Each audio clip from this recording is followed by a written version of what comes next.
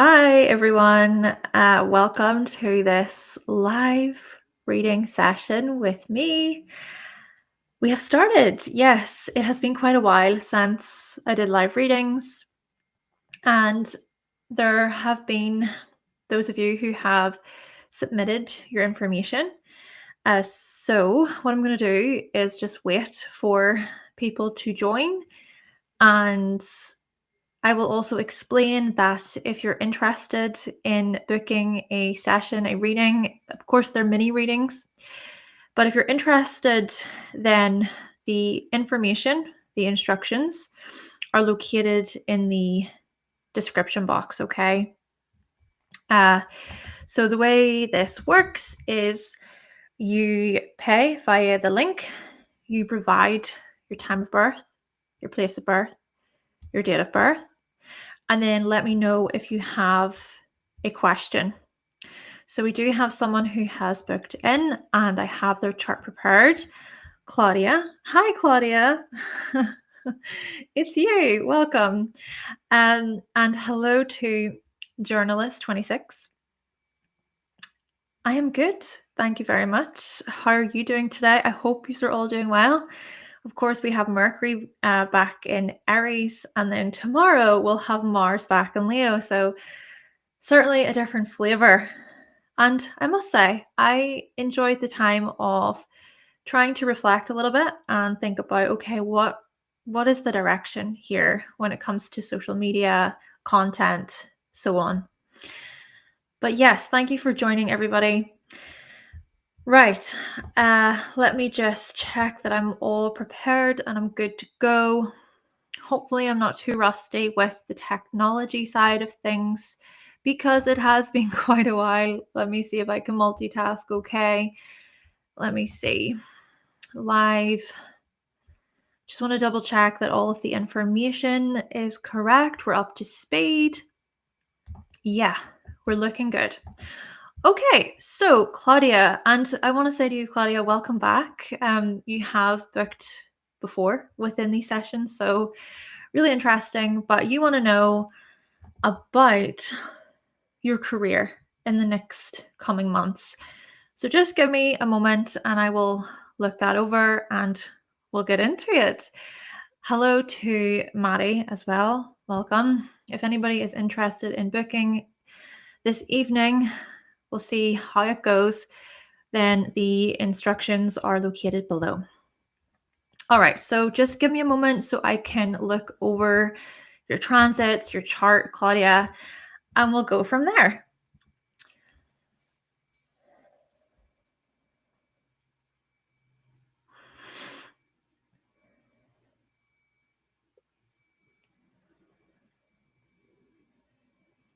Career.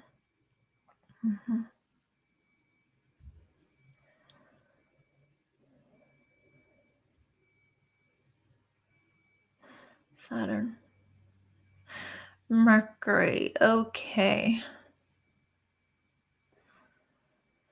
Okay, so what we're going to do for you, Claudia, is begin by sharing that recently, so we're talking about throughout March and April, there was the Venus retrograde and the Mercury retrograde, which occurred. So both planets are now direct, but essentially what we're noticing is a period here for you over the past couple of weeks, well, good few weeks, this period of maybe having to really reflect upon what is the next step for you, professionally speaking. It can maybe feel like there's a lot of uncertainty or many question marks about the next step, especially because we explore the very ruler of career, right? So the planet that rules career for you is Saturn. And Saturn is hanging out there last few degrees of Pisces.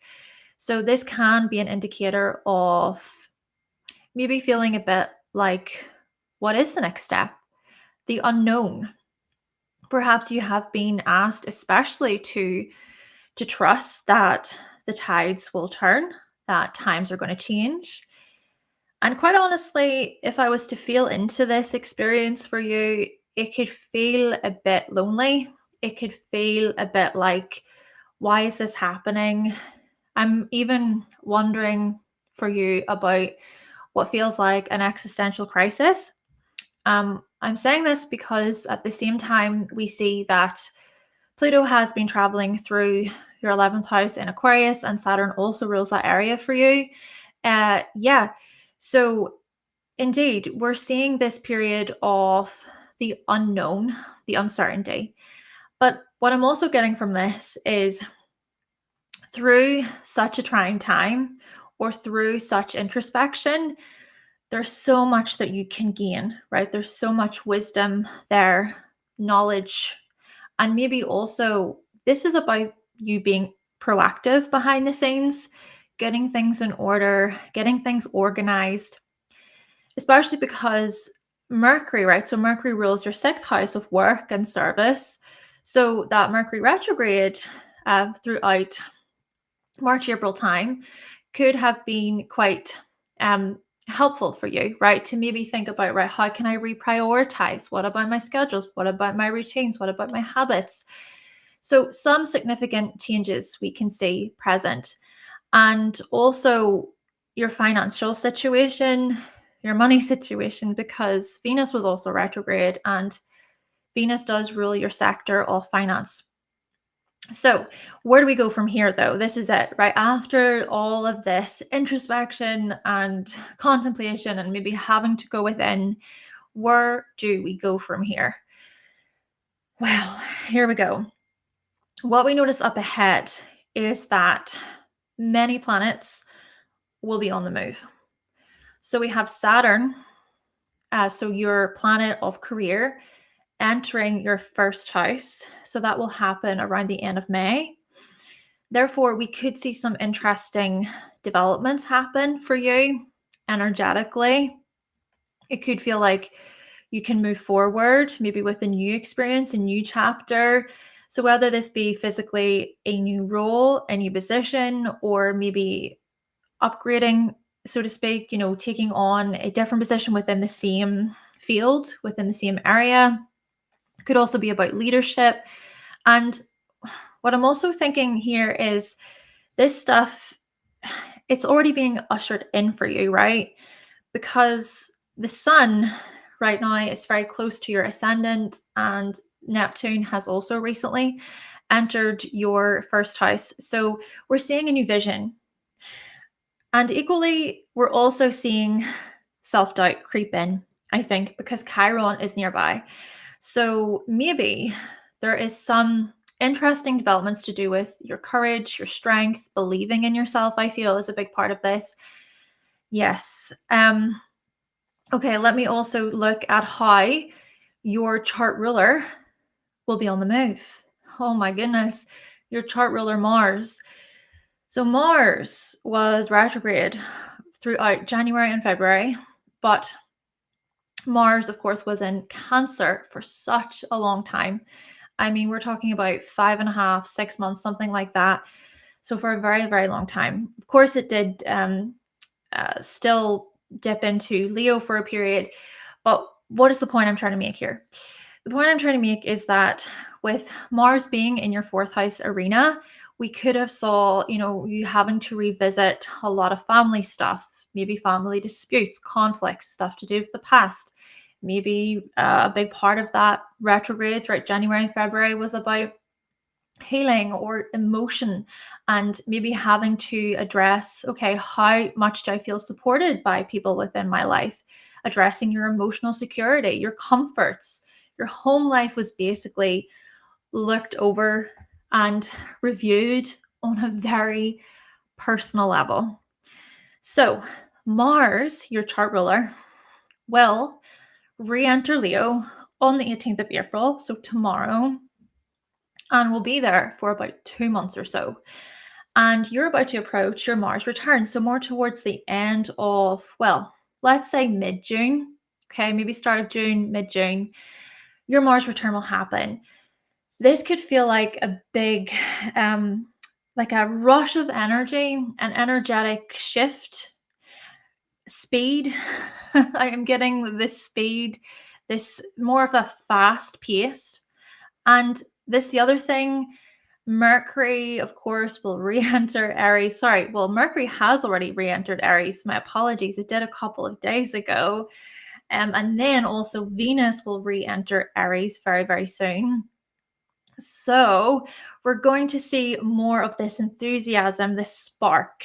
And that's going to be interesting because those planets are going to align with the sun in Sagittarius for you, right? So your sun is there in the ninth house. What I'm thinking about for you up ahead here, Claudia, is some exciting new developments to do with, could be travel, for work reasons, goals related to travel.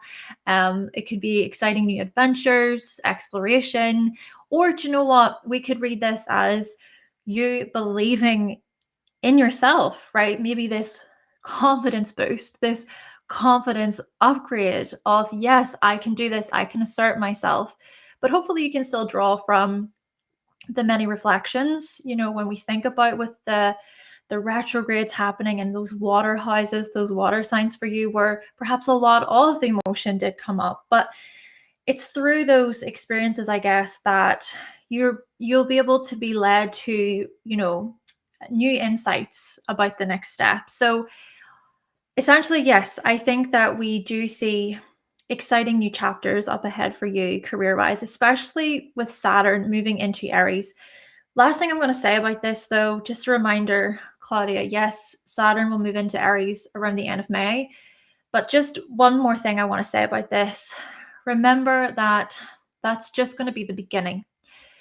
It's more so going to be from February 2026 that we're really going to see things change for you. What I'm getting from this here, especially because Saturn will trine the sun for you, and the sun is so much about our purpose.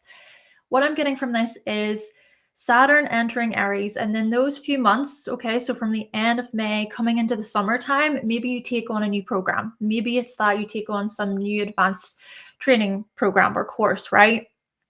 And so through that learning, you could perhaps enter into a different role. So when we think about it that way, just take your time and see how, that course or how you study or whatever it is basically that you take on, see how it fits with you. Especially because Saturn will retrograde back into the 12th house for a period of time. And then who knows, by the beginning of 2026, you could very well step into a whole new chapter, right, related to your career. And just, sorry, one more thing quickly with the Mars return. Yes, the Mars return, June time, I feel is going to be this whole new cycle, right? It's going to activate a whole new 2 to 2.5 year cycle for you when it comes to maybe your passions, your hobbies, your interests. Yes, so that within itself, I feel could be quite exciting. So that's what I'm going to say about that. Okay, so Claudia. Oh, I wasn't supposed to do that. There we go. Great. So thank you very much, Claudia. Okay, let me see. Live. Boom. All right, so we have someone else. Gigi. Gigi, let me have a look at the chat. 2 seconds. Sorry. Oh, very interesting, Claudia. Okay, so that Mercury influence maybe with all right. So things are starting to shift and turn for you. Yeah, Mercury entered Aries a couple of days ago. Oh, we could look at that as maybe receiving news, information, documents. Oh, that's exciting. Okay, well, I wish you all the best, Claudia. It sounds very exciting. Amazing. Let me see who else has joined. Elizabeth. Hi to you, Elizabeth. All right. Did you book under a different name, Elizabeth, by any chance? Let me read down here. Hello, Frankie. Welcome back. Hi. Well, Teresa, welcome back. Okay, brilliant. Let me have a look as well. Did you provide your information? You can always do that if you're comfortable to share your birth information, Elizabeth, in the chat, but you can always email me your birth information. So I need your time of birth, date of birth, and your place of birth. Yes, you can always email me that information by emailing hannahselsewhere@outlook.com.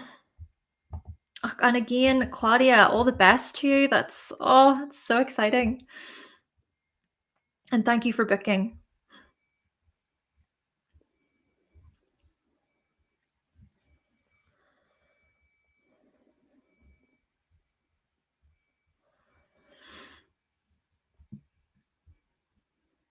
Okay. Yeah. You're not too late. Queen, I need a minute to like spell Savoya. I hope I'm pronouncing your name correctly. Queen Savoya. You're not too late to participate. So Elizabeth. Okay. Elizabeth, do you have, what was I going to say? Do you have a question?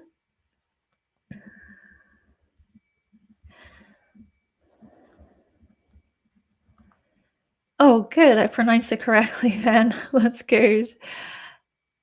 Oh, thank you very much for watching the channel. Do you know, I hope that the information helps you in some way. All right. So just give me time and I'm gonna enter your information, Elizabeth. Let's see.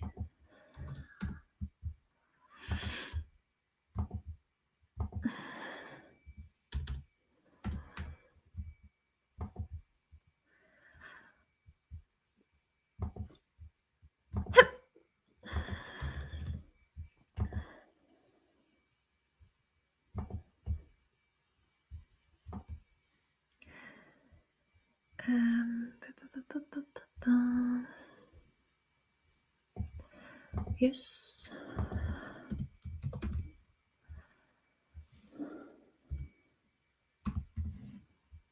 Okay, I've got that correctly. Yes, information is correct. Just a general reading. Okay, Elizabeth, no problem. Have you ever had a reading before, Elizabeth?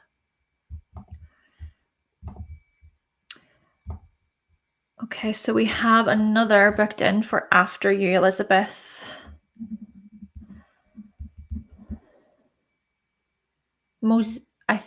I hope I'm pronouncing this correctly. Mosaic?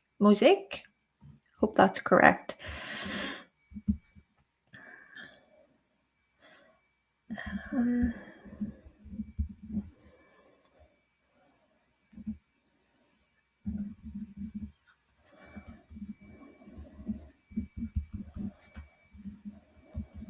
All right.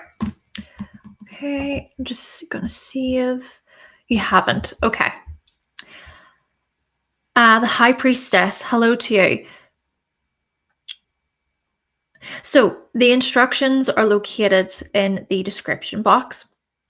So what you do is you go through the link, so you pay there, and then you enter in your birth information. So I'll need your time of birth, your date of birth, and your place of birth. Yes, that's how it works. Okay, so Elizabeth, let me see. I'm just saving your chart so I can display it.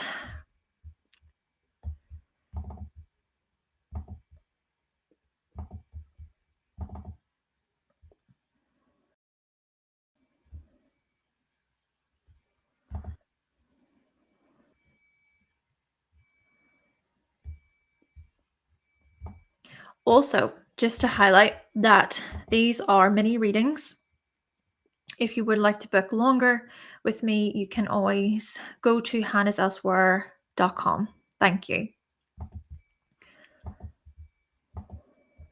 Okay, I'm just reading through the chat one more time. I want to make sure I haven't missed anything. Amy, hi to you, Amy. Thank you for commenting. It's just that in order to book, the instructions are in the description box, okay? Yeah, I think I've replied to people. Okay, cool. Right.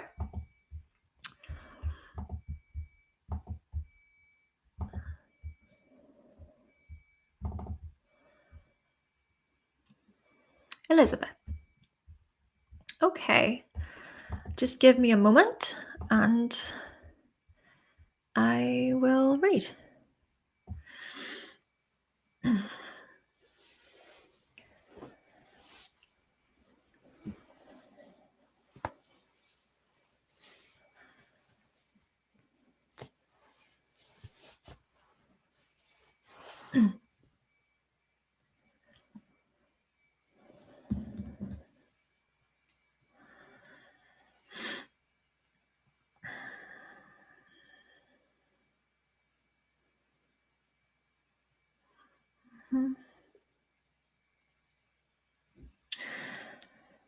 Okay.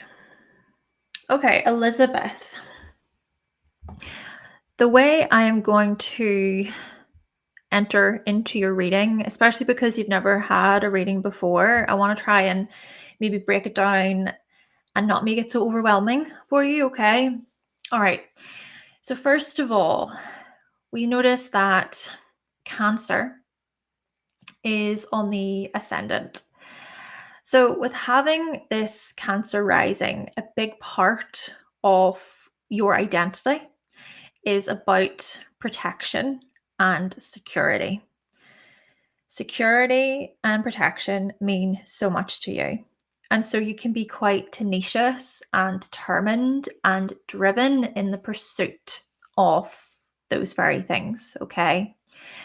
And at the same time, with the ascendant being located in this Neptune decan, we also notice just how intuitive you can be, how dreamy you can be.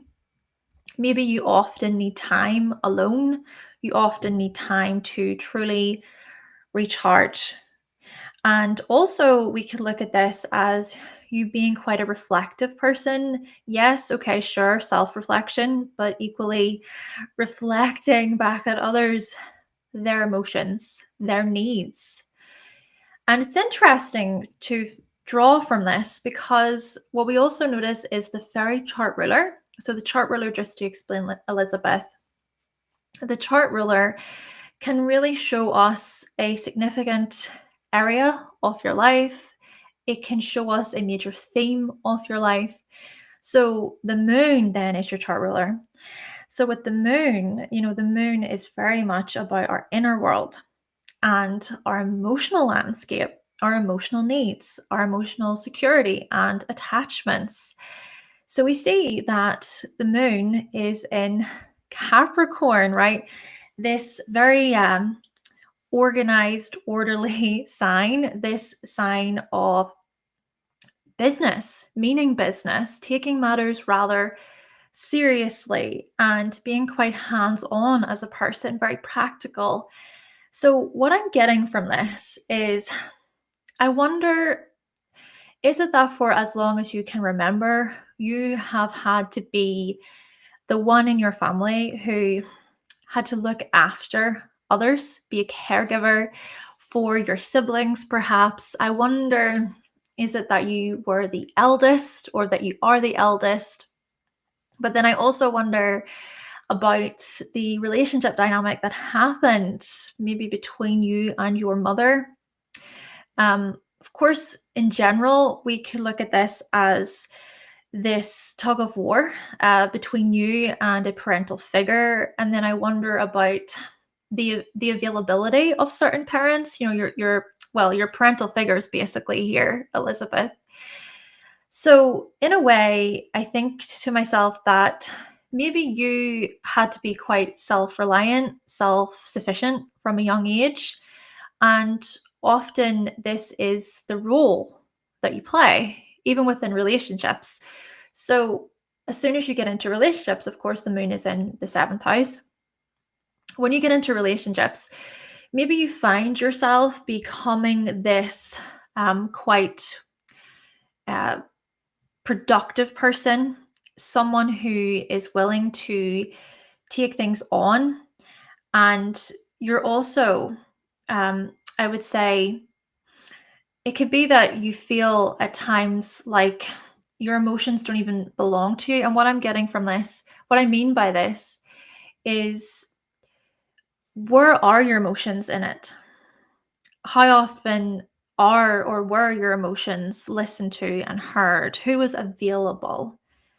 And maybe you reenact those kinds of patterns, those kinds of emotional habits within your relationships. I'm curious about that. And then I'm also thinking about with how your secondary progress moon is in Capricorn. So perhaps you're at a point right now, Elizabeth, where those themes are coming up. Overall, I think these themes are about parental dynamics, how those parental dynamics play out within your relationships, essentially, especially because moon is opposing this ascendant. It's this kind of back and forth, this attraction. Who do you attract? And maybe having to learn in a way how to give to yourself, how to support your own emotional needs there. But you see, what we also notice is that the sun and Venus are in Leo.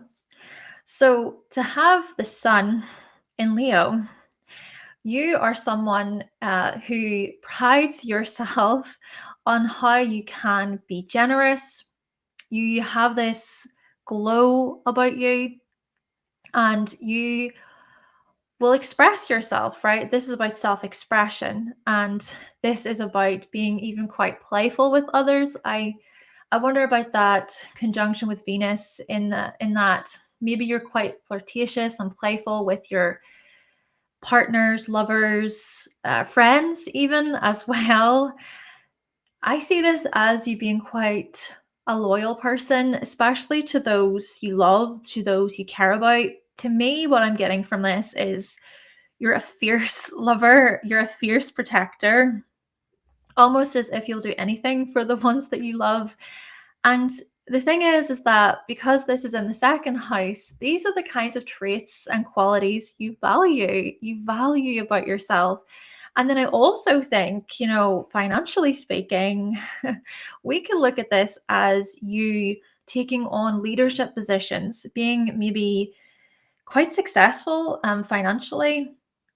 Now, with that being said, we do also want to explore this because we also notice that what is opposing this sun influence is Mars retrograde in Aquarius with the North Node, and then the South Node is in Leo. So, what does this suggest? Well, I think that what you're coming to learn and realize in this life is how to be a part of the group, how to join in, how to really think about, okay, inventive ways related to shared resources, shared accounts. And then equally, we could look at this as intimacy being a big part of your story, how to maybe open up, how to share about your vulnerabilities, about your fears. Mars retrograde could be this indicator, especially in the 8th house, of bottling things up, keeping things in, right? So keeping serious matters, perhaps, or anger, especially, to yourself, even though you're frustrated or even though people can annoy you, upset you. And then it could just get to a point where you explode or it's just too much. I'm curious about times whenever you become overstimulated, or times whenever it does just feel as if, oh my goodness, everyone is pulling at me and wanting something from me. What about time for me? You know?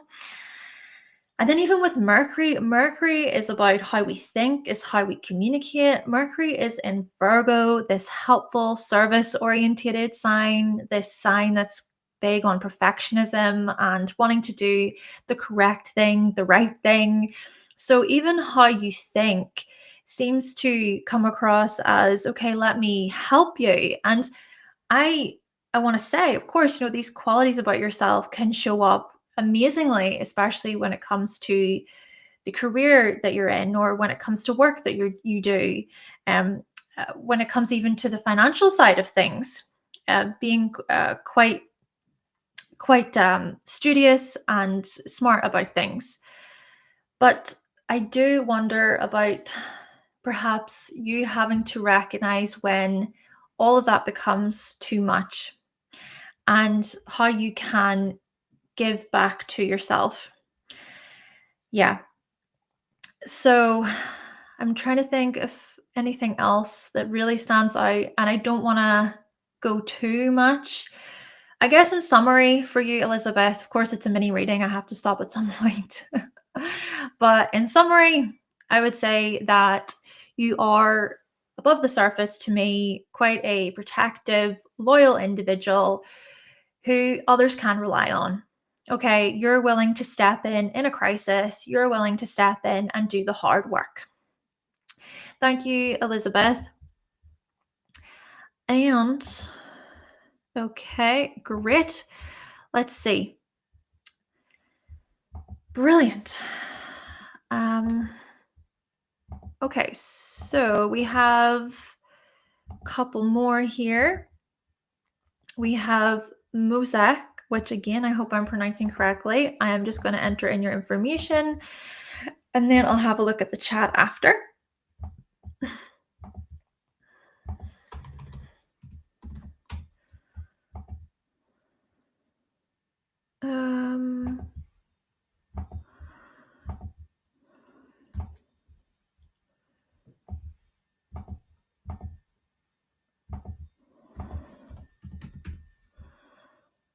Okay, great.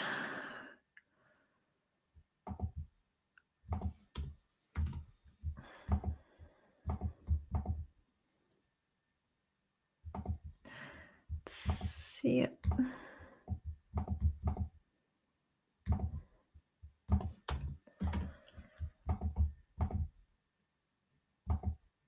Just want to make sure I have this all correct. All right. And I have a question. Yeah, there you are, Mosaic. Great. I can call you Millie. Millie? Am I pronouncing that right? I hope I am. And as well, a few questions. Okay, so transit. You want to focus on transits? All right. Just a moment. I need to write this down because it could get lost in the chat. Okay.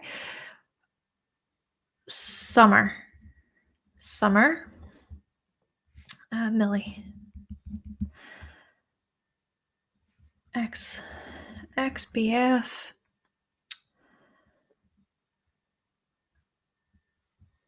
Okay. Career peak. Beth. All right.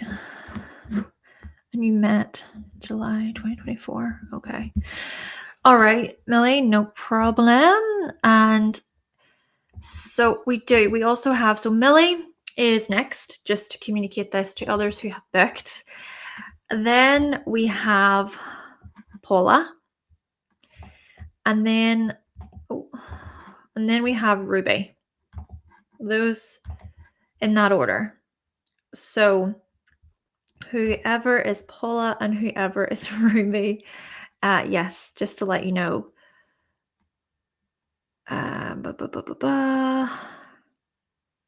Okay, great. Okay, Elizabeth, you said you're the eldest. Okay. They were always working, one more than the other. Okay, interesting. Yeah, so having to be pretty self-sufficient from a young age. All right, Ruby. Okay, great. So Paula and Ruby, found you both. And thank you very much. Thank you for booking. Okay, so Millie, let's have a look.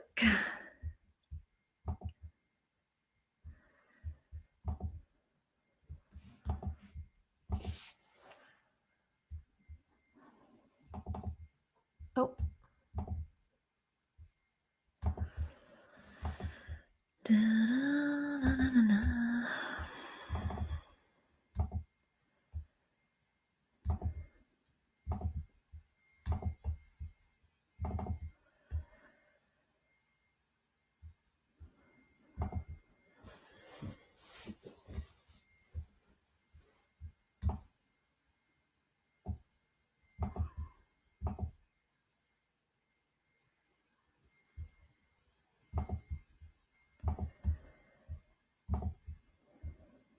Okay, no problem, Paula.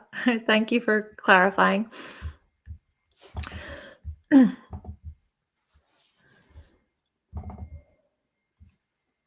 Okay. Just give me a moment then, Millie, to look over your question and explore the astrology.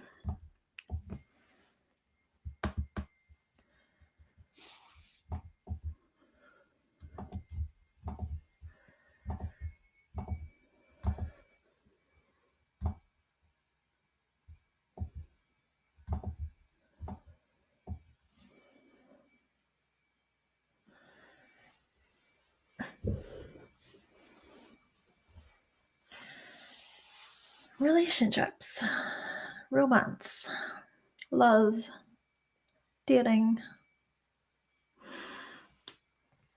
Mars. Is that retrograde? Yeah.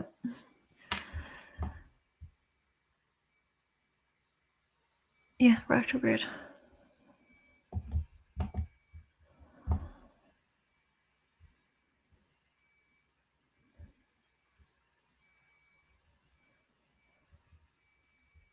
Right. I just want to explore the transits on the date that you mentioned, just so I can see what was happening at the time.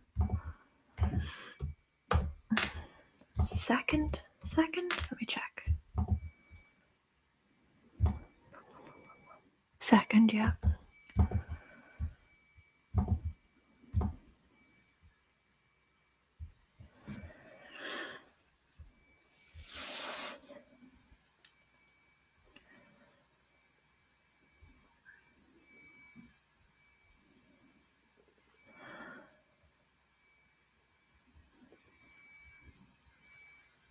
Pluto. 1 degree. Let me read the question one more time.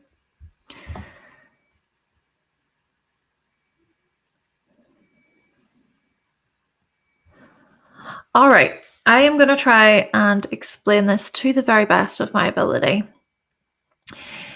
So, this question about great time this summer to go back to your ex-boyfriend. Now, a part of me right away, quite honestly, goes to, what happened so that you're not in a relationship anymore, right? And the thing is that Pluto was retrograde at the time. So the summertime that you just mentioned, Pluto was retrograde. Pluto rules this fifth house area of love and dating for you. And then also Venus is retrograde in your chart. So what is this all about? I mean, there was the square between Pluto retrograde and Venus at the time. So that, of course, can be an indicator of maybe having to review, having to revisit a relationship, maybe having to separate for a time, maybe because your paths were not aligned at the time. Maybe there were certain values to reconsider, to go over. Perhaps also there was something even about your connection, intimate, with your, so this intimate connection, maybe there was a part of it where fear came up. And then I'm also curious about trust. I'm curious about the emotional bond that was created at the time and the attachment that was created. Just in general, I want to think about this in terms of you, right? I want to think of this in terms of how you have all this Scorpio in the 5th house. So when it comes to you as a person, Millie, we see that with so much Scorpio, there is an intensity, right? There is a depth to how you love. What I want you to be mindful of here, though, is whenever love can turn into fixation, feeling like you can't live without the other person, or feeling like you're so completely bounded to that other person that, it's hard to see any other way. However, I still equally look at this as there being so much depth to how you show up romantically. And I think that what you need, what you crave, what you desire, truly deep down when it comes to relationships, romantic relationships specifically, is that of trust. It's trust, vulnerability.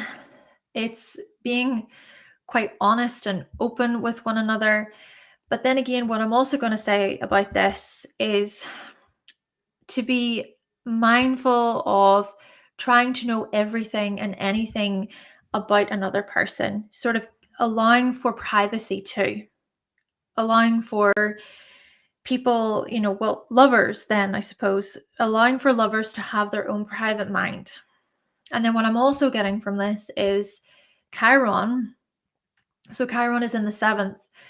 So there's something about a wound. There's something about betrayal, possibly within relationships, and there's maybe something here about what you are reenacting or what you're seeking within the other. And then I'm curious furthermore about maybe attracting partners who have a lot of their own stuff, and perhaps you stepping in to fix, right? To be the fixer, to be the helper within the relationship, but at times to your own detriment. So I felt like I wanted to communicate that. But what I will also mention about this is there is a passion present. And when you are with someone who gets you on that passionate level, when you are with someone who you feel that there is a trustworthy bond, then that is when you feel the most secure. That is when you feel perhaps like you can really open up. Okay, speaking of opening up, just to also mention, the moon itself. So the moon is this very private part of us. It's an emotional part of us. So the moon is in Aquarius. And maybe in this regard, this is about being with someone who loves your weird. They love your difference. They even love your need at times for space. It's quite contradictory, quite honestly. It's quite a contradictory thing, especially, because there is the square influence. So what do I mean by contradictory? Because with Aquarius, it is as if to say, I need a minute, or you know what, I need to go on some sort of trip, or I need to be on my own for a while. And also, there can at times be challenges with relation to how you actually share your emotions. But then again, this is the thing, and I think this is often misunderstood about Aquarius as an archetype. Your emotions, you feel very deeply and you care so much about others, and it's intense, especially in the 8th house, this intensity, right? But I think that people often don't quite understand the intensity, the depth of your love, of your um, care for them, wanting to support. And then I also see this as you really loving your friends. So even we could look at this as, it's interesting because yeah, we can look at this as you also valuing platonic relationships. So yeah, back to the question. Yeah, I mean, whenever we explore this, maybe we want to think about what Mars is actually doing at the time. So Mars will re-enter Leo tomorrow, so the 18th of April, and we'll be there for a couple of months. So gearing up, we're coming up to the summer. Maybe this could be where there is this reconnection, this desire, right? Because Leo is very much a flirty, playful, fun-loving sign. And then maybe, it could be that things start to really come back up as Mars re-enters Scorpio, and that's not going to be around until, I would say, let's go for about September, October onwards, around that time. So yeah, there could be interesting developments basically there. But what I want to do after explaining the relationship side of things, I want to look at this career part. And this part, when I looked at it, I got kind of excited internally because you're saying about, let me just read your question again, makeup artist, right? This makeup artist, right? The midheaven is in Aries, and the ruler of your midheaven is Mars. Mars is located in Libra. Libra is very much the sign of beauty, image, appearance, being very social. So, what we're going to see here is that in the next, I would say, few months, even couple of years, there are going to be really exciting changes happen for you professionally. So Neptune has just entered Aries, will be there for a few months. And maybe this is the beginning stages for you when we think about this film, right? Because you were saying about film. Neptune is so much about film, photography, art, media, fantasy, imagination. Oh, and then that combination with the Mars in Libra, yes, we could see this as exciting new chapters ahead for you. And then also, Saturn is going to enter your 10th house at the end of May for a few months. So things are going to be a bit more stable, right? Things are going to be more structured. So it's not just going to be a vision. It's this vision that could be brought to life. But remember, we want to think about this in terms of what you put in to the transit and what we, when we think about how you can be active, proactive about the next step, how you can take accountability and take responsibility and be a leader. Yes. What I want to mention before I finish here, Millie, is that February time of 2026, both Neptune and Saturn will conjunct in Aries in your 10th house. So that will really kickstart things, I think. And then what you'll notice over the next few years is that your career life, you talk about this peak, right? Your career life is going to change in remarkable ways. And there could be new foundations that are laid down. And so this could look like a significant new position, role, being a member of authority, being a pioneer within your field, leading the way, right? Being this visionary, this visionary within your field. And you have a vision, oh my goodness. And that vision could very well be brought to life. Yes. Thank you so much, Millie. That's yours. And let me just go down. Oh my gosh. Wow. Okay. Wow. That's so interesting. Yeah. So you loved each other too hard. All right. But you're still on good terms. That moon in Aquarius is still saying, let's still be friends, let's still be chill. Oh, that's so interesting. Well, I wish you all the best. And let's see then what happens for you. Thank you, Millie. Moving on then, let's see. And I think what I'm gonna do is I'm gonna say that we're fully booked. I'm gonna do Paula and then Ruby, and then I will edit the title and we'll say that we're fully booked. We'll cut it there after the two of you. Amazing. Thank you so much for this session with me this evening.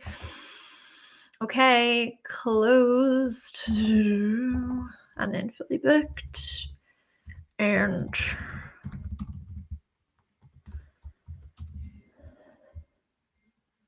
yeah, brilliant. Paula, let's talk about you. I am just gonna enter your info.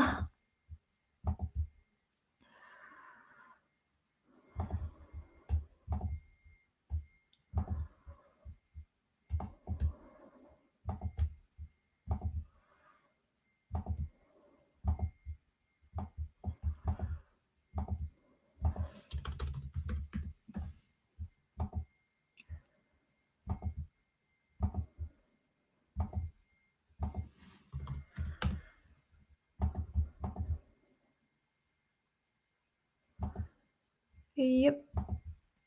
And okay.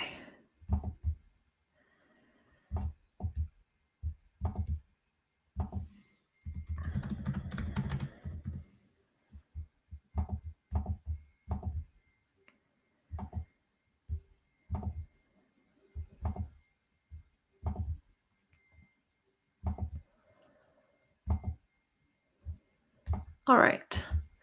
Let me just read here. Law school part-time. Let me look through the previous 7th and 8th.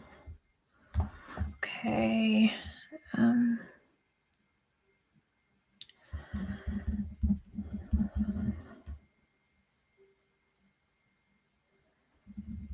Palace.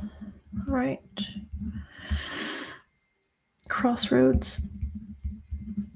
Okay.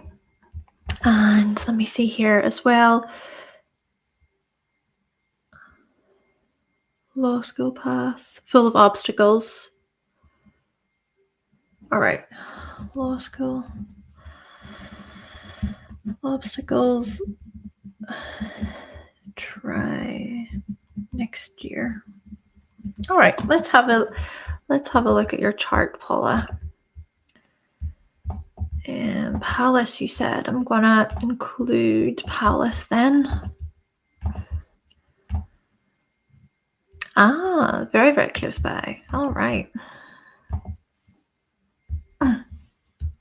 Yep.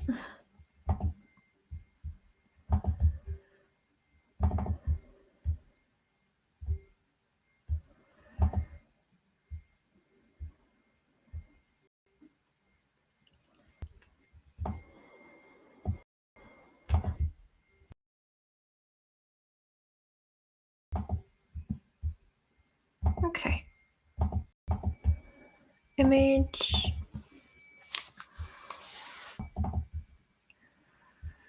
Here we go. So just give me a moment and I will read and see what comes up.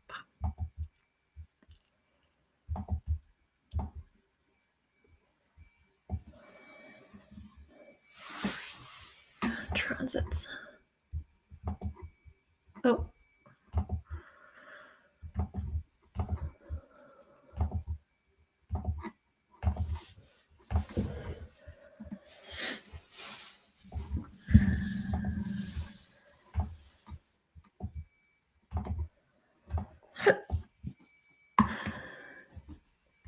I might actually look at annual perfections.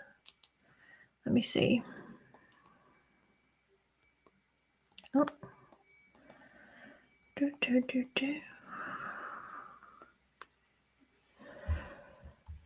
3, 4, 5, 6, 7, 8. Okay.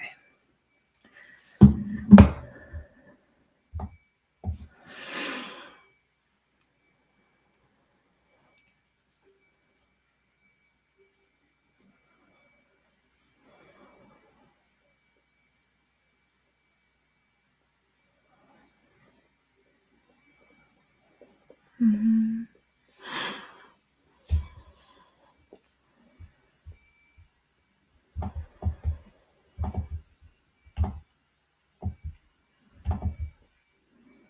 Sun, kite.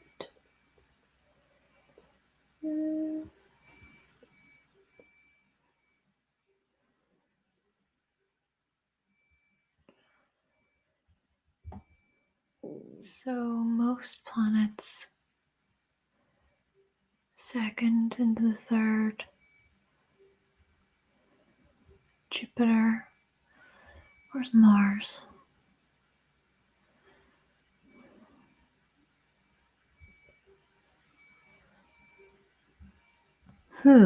Interesting. Okay.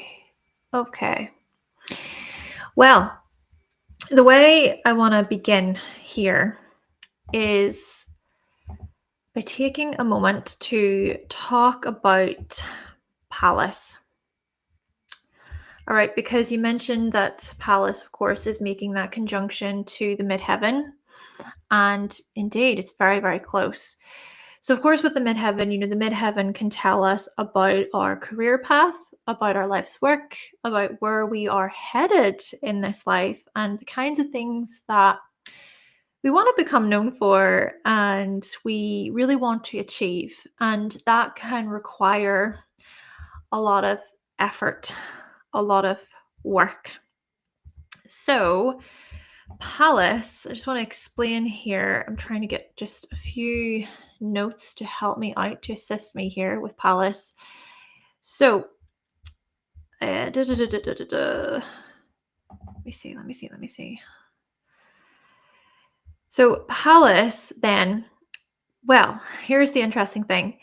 Pallas can point towards justice, can point towards law. Pallas, within our charts, is about how we defend ourselves in a battle in a poised and diplomatic way. So what we can do is we can turn towards wise counsel for help. Right, so there is a political stance to Pallas. There is a lawful, dutiful, justice-related side to Pallas. So that's really interesting, I think, because when you said law, and then you said about how Pallas is conjunct the midheaven, I instantly just made that connection of, yes, Pallas is so much about law. So we're seeing this trajectory for you, which I think is really, really interesting. Now, with that being said, Scorpio, we want to think about this very archetype of Scorpio and how even Pluto is in the 10th house, right? So what this can indicate is some kinds of rebirths and renewals that occur, almost as if to say that you experience possible upheavals when it comes to your career path, or it could be that there are certain behaviors and people that you see through them. You don't tolerate their behavior. So what I imagine for you is perhaps coming up against certain members of authority who really push your buttons, who get under your, they're so annoying, and they test your patience. And then also I see this as you not wanting to be told, what to do, especially by people who they don't have their credentials, they don't have the qualifications. Basically, we see possible power struggles between you and certain members of authority. People may be trying to advise you on things, but you know deep down that it's not correct. It's not based on truth or fact or anything like that. And let's just put it this way.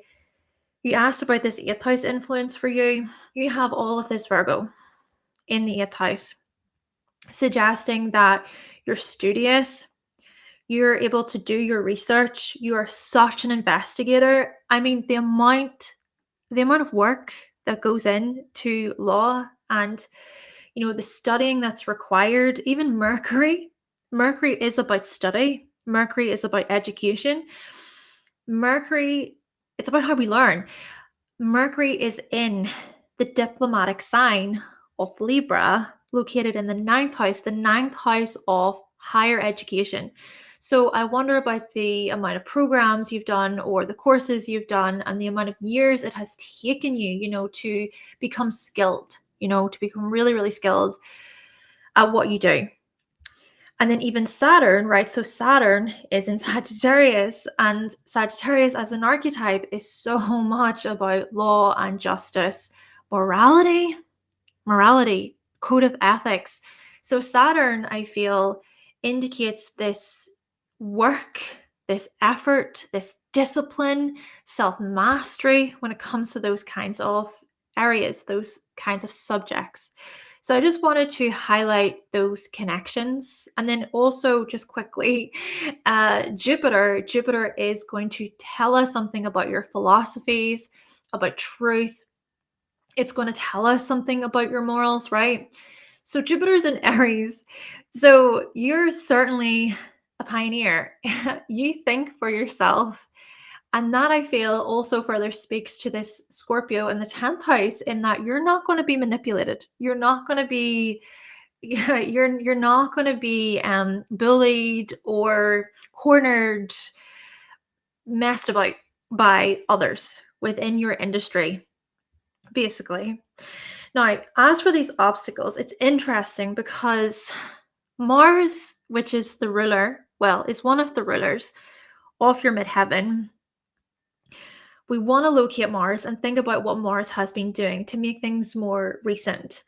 Mars was retrograde at the beginning of the year, was retrograde in your 6th house in Cancer. So that was from January to February time. So that time period could have invited, all right, having to go back to the drawing board, having to revisit and reassess the workload, maybe having to go over how it is that you manage your time, your day to day, having to look at your schedules and your routines and your daily habits. And then, maybe throughout the process, feeling a bit deflated, a bit tired, a bit fed up, maybe because it sort of felt like, well, when is this going to budge? When is this going to move? When we think about certain changes that you wanted to make at the time. But, we also want to consider how that period could have been quite helpful. Maybe it was a good period for you to reprioritize, for you to explore, okay, what do I actually need? What's going to support me here within my working environment? Maybe, hey, coworker relationships could have been revisited. Maybe disputes with coworkers. That's what I'm getting from that. And legal stuff could have been a part of that too, of course. But also, I want to take you back even further, because Mars retrograde also partly occurred in Leo in your 7th house, and that was December time. Yeah, that was December time. So that Mars retrograde maybe was quite confronting, because Mars would have opposed your ascendant. So confronting in that maybe partnerships, deals, agreements, contracts, especially within a business setting here, there could have been disputes about those matters. There could have been challenges, resistance to change there. And the other thing then is Mars will re-enter Leo on the 18th of April and will be there for about 2 months. And what's going to happen on first entry is Mars is going to oppose Pluto, right? So we're going to see more of these power dynamics come up. It could be things being finalized, honestly. It could be that what's going to happen over the next couple of weeks is that things are going to make more sense to you about the next step. You know, you're saying about this crossroads that you're feeling at the moment and obstacles, etc. Maybe it's almost as if to say, over the next few weeks, you're going to know deep down, you know, instinctively. It's as if to say your gut will tell you, it will signal to you what the best next step is. And maybe a part of that will be due to what is expressed or delivered through others, maybe through other people's actions or their lack thereof.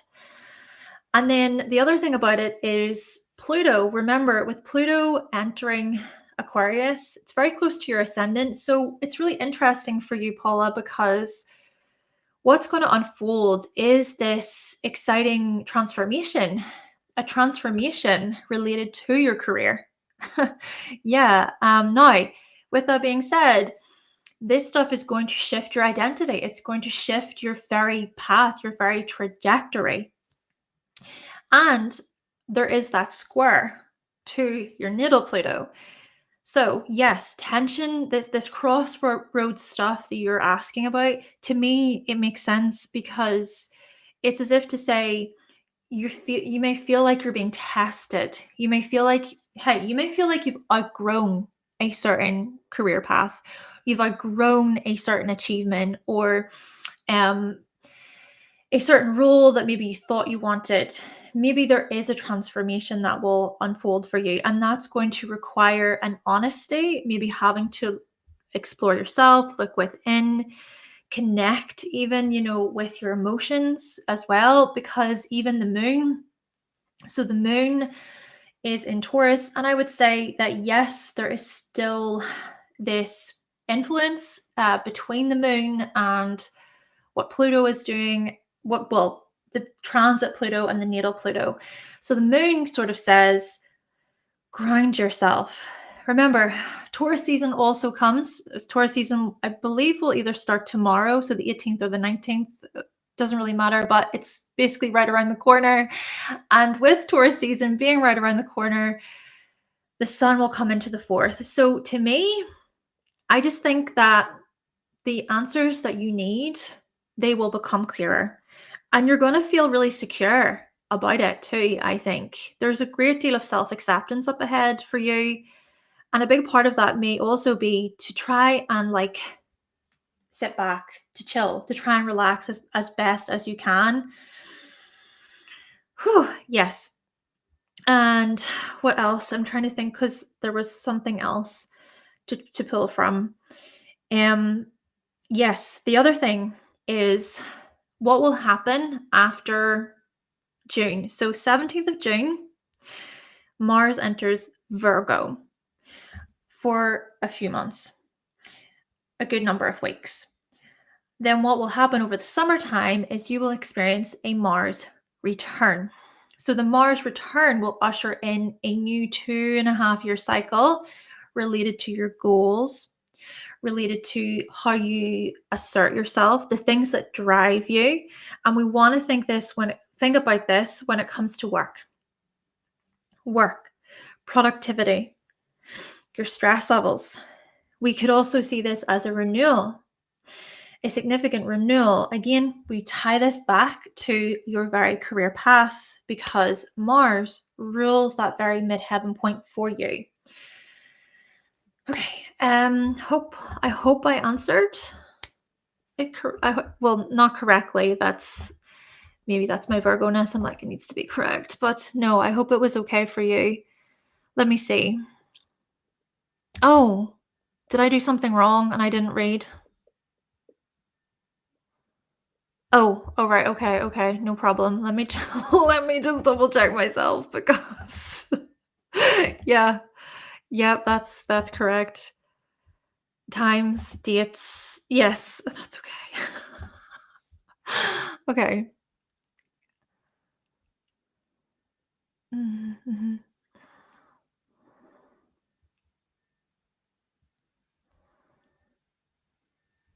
Your family. Mhm. Family stuff coming up. Okay, okay.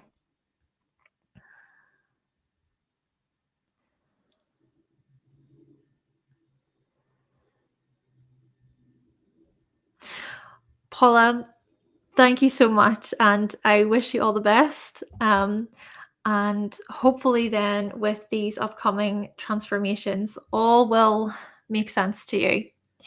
Okay, so Paula, that's you. Now moving on to Ruby. Let's see. If I go here, here. Okay, Ruby, let's have a look.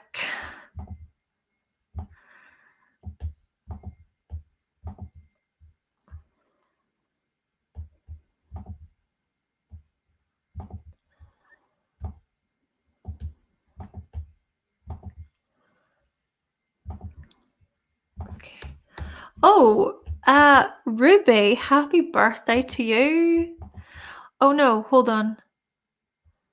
No, you're born. Okay, okay. So in a few days, in a few days, happy birthday to you. Let's see.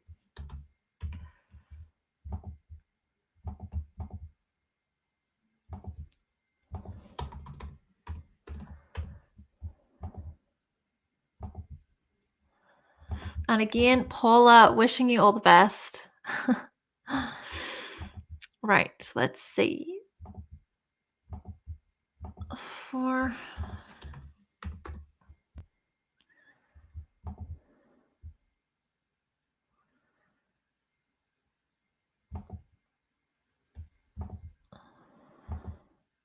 yeah. All right.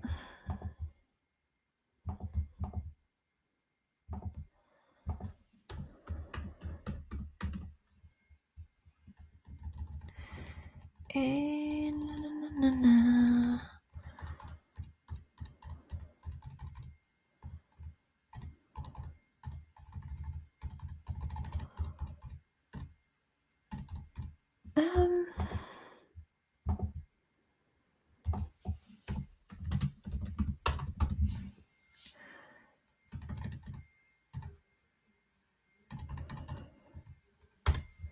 okay.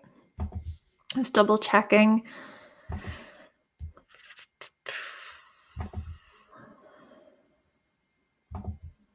Great. Great. Great, great, great, great, great. Chart selection. And go here, here, here.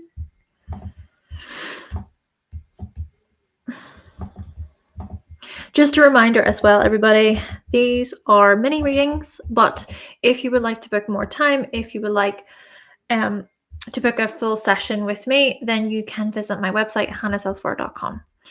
All right, Ruby, I am just gonna present your chart on screen. Okay.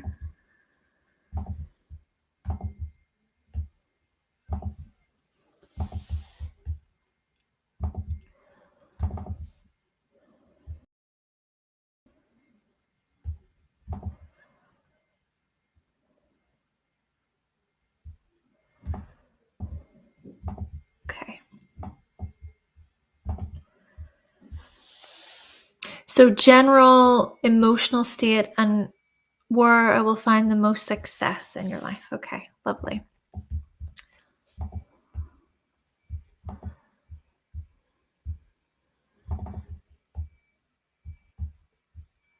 Just give me a moment.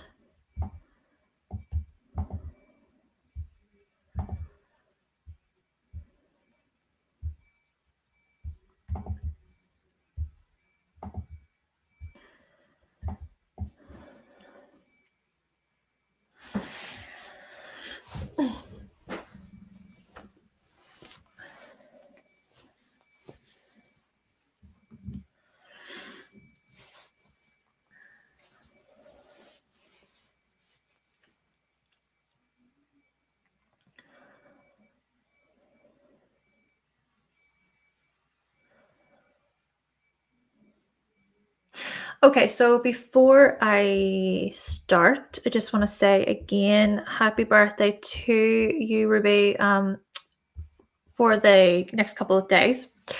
But let's think about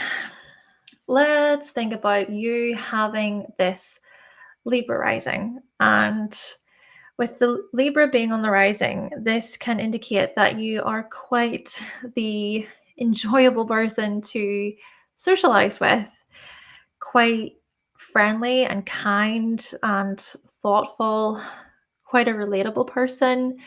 Maybe you can really come across as quite sweet and charming with others, especially whenever you meet new people. And honestly, I just see this as you wanting other people to feel good, right? To feel like they're valued, they are appreciated. And I also see this as you being quite a relationship oriented person. Yes, this could show up romantically, but this could also show up even within friendships and communities, even at work. My word, I'm sure we can look at this as you being quite the negotiator. You can arrive at certain compromises with others and just try to meet people in the middle. Yeah, these kinds of social skills, I think, can really get you far in life, and they can be great for business. They can be great for business. Though, let's explore more. Let's think about the chart ruler. And the chart ruler is Venus. So the chart ruler is going to show us something about a significant theme in your life. Venus is located in the opposite sign of Aries. So it could feel a bit contradictory here because when push comes to shove, right? So whenever we imagine you in a relationship, and this could be with relatives, with friends, with a significant other, a lover, whoever, whenever you are in relationships, you still value your independence. And perhaps it's even through others that you are presented with this, right? It's almost like this other part of you kicks in and you think, oh, wow, you know what? Yes, I can stand up for myself. I can be brave. I can be bold.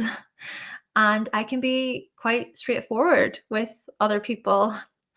And the other thing is, and it's interesting, I included Palace there in this one.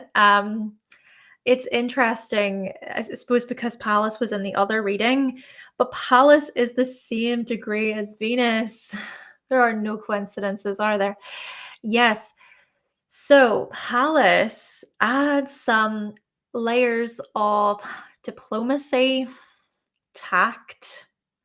So even though there may be situations that present themselves that are quite heated within relationships, I still think you're going to want to put your best foot forward and try to solve the conflict and arrive at certain solutions that are fair for everybody involved. And you're going to be quite direct about that with others, assertive throughout the process. Though let's explore your emotional world, because you did ask about your emotional world. So the moon is in Capricorn, and it is also located in the 4th house. Well, what can I say here? You are someone who keeps to themselves emotionally.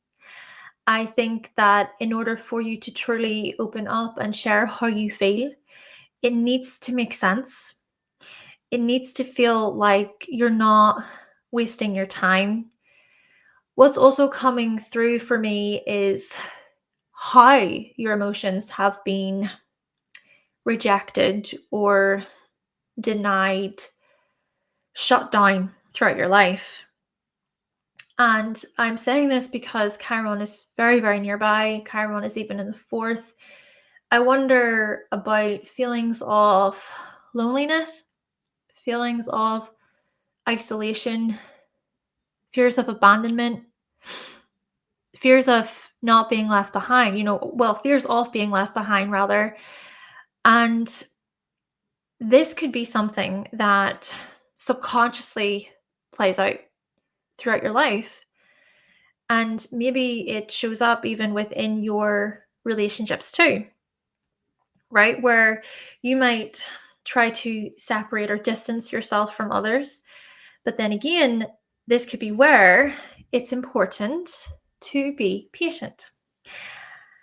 Patience. Yes. See, here's the thing. There can be what seems like a wall around the heart of a person with moon in Capricorn. But actually, through close bonds, through people who are available and consistent and people who show up for you, it's like people get to see your emotional world. They get to see your depth and how much you feel. I think it's interesting because in a similar way to what I was saying about Aquarius moons, there can often be a misunderstanding with Capricorn moons, but actually you're very emotional, and it's where you place those emotions, I think, that matters. It's with people who you respect. It's with people who respect you. And then this is about you finding relationships with others where there is that emotional support present. Plus, another layer to this is the fact that you have so much Taurus in the 8th house. So I was talking about patience there. Your Sun, Mercury, and North Node are all in Taurus. So the Sun, let's talk about the Sun first of all. The Sun is so much about our essence, our vitality, how we express ourselves, our individuality, our purpose. So to have the Sun in Taurus, this to me indicates that, this is about you being able to self-soothe, being able to calm yourself, to experience pleasure. And consistency may be quite important here. So consistent people who show up. And there is a sense of realness, I think, with having Taurus, so many Taurus placements, especially in combination with Aries and Capricorn. So people who aren't just going to say one thing and do another or mess you around. This is about consistent, reliable people who you can depend on. Yeah, people you can depend on, and just like others can depend on you. Yes. Okay, security orientated as well. I gotta say, security orientated. Now, what I will also say before we move on to this other part is Mercury is there. The North Node is also there. So we do notice how with communication, you could be quite slow and steady to communicate, or when you're communicating. And there is this presence, right? You show up in this way where you can take up space. And that's really, really admirable, I think, in that you can slowly get the words out and just communicate from a sense of ease.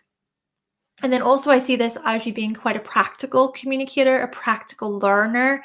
You need to learn in tangible ways where you can feel things, smell things, right? Yes. And of course, as well, with the North Node being in Taurus, this is also a part of your trajectory, right? I think in this lifetime, you're coming to grow into your Taurus traits more so. And equally, with the South Node in Scorpio, we do see the intensity, the depths here. It is an interesting thing because, you're talking about, we mentioned the moon in Capricorn, but the South Node is also in Scorpio. Therefore, when it comes to trying to open up, this is where trust is so, so vital. But that's all I'm going to say on that point. But to move it on quickly to this other point, let me just reread. Let me just see what was said here. Sorry. Bum, bum, bum, bum. Where are we? I need to grab that other section. Success. Okay, success. Well, okay, let's, this is interesting. We see that Jupiter is in the 11th house. And sure, Jupiter alone isn't just going to tell us about success and everything. There's more to what I'm saying here, but we only have so much time. But let's think about how Jupiter can point toward success and growth and expansion and fortune, prosperity, blessings here. Where? Well, when it comes to groups, communities, causes, teams, I even imagine you possibly working with children, teaching children. Could also be you hosting certain fundraisers or volunteering. And there's such a genuine quality here. And you're going to put your heart into certain projects. I think about creative projects that you want to do, even performing or acting, right? Entertainment. Yes. And sure, because we also see that Saturn is in Gemini and there are other aspects involved. Sure, it could be that what you're still coming to learn is maybe how to be confident in terms of your words and how you communicate, and just sort of trusting that you know what you know and you've got the information and everything. So there are those kinds of challenges. But oh my goodness, yeah, this Jupiter in the 11th house could be where a lot of growth comes via others, friends, other people's gains. Yes, there's more. Like I said, Ruby, there is more that I could say, but it's just we only have so much time. But everybody, this has been the session of readings, mini readings. Thank you all so much for booking this evening. And to those of you who are communicating here, wanting to know that we are closed for this session. And the way that it usually works is that you go to the link below, you submit payment, it's $25 per reading, and then you put in your birth information. So it's just to let you know for the future. I'm not sure when I'm going to do this again, but sure, let me know. Is there something you want again? Maybe I will do it sooner if more people obviously request it, you know? But to everybody who booked this evening, thank you for your time, and I wish you all the best. It's been great reading your charts, and ultimately I just hope that I can help you in some way, shape, or form, assist you with wherever you're at right now. All right, so everyone, have a lovely weekend, and I will talk to you later. Bye.